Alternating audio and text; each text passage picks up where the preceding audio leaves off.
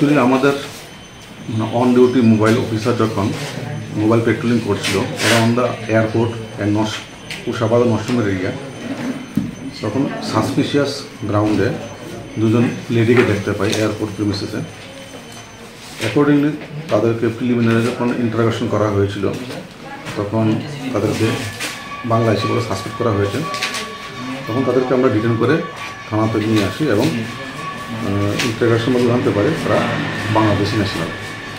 এর মধ্যে একজনের নাম হলো আসমা, যার বয়স 23, আর একজন হলো স্বপ্না সরকার, যার বয়স হলো 21। তারা বাংলাদেশের নরসিংদী ডিস্ট্রিক্টের বাসিন্দা। কী কারণে কেন এসেছে কিছু কি জানা গেছে?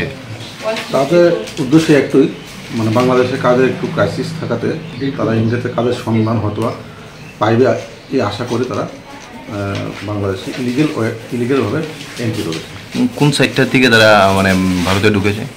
আমরা ইন্টারোগেশন এখনও চলছে, তো এই অল্প সময় ইন্টারোগেশন তারা এখন পর্যন্ত তারা ডিসক্লোজ করতে পারেনি অ্যাকচুয়ালি তারা কোন এরিয়া দিয়ে তারা ইন্ডিয়াতে এন্ট্রি করেছে, বা হয়তো বা তারা যা বলছে এখন অবধি যে তারা এখনও লোকেশনটা চেঞ্জ করেনি যে কোন এরিয়াতে এন্ট্রি করেছে, কিন্তু ইন্টারোগেশন এখনও চলছে।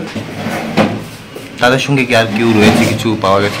না, এখন অবধি কিছু পাওয়া যায়নি। এই দুজন লেডিকে আমরা ডিটেন করেছি, তারা কাস্টডিতে আছে এবং ইন্টারোগেশনের মাধ্যমে বাকি সব তথ্য বের করে যা যা করণীয় আইনত সব করা।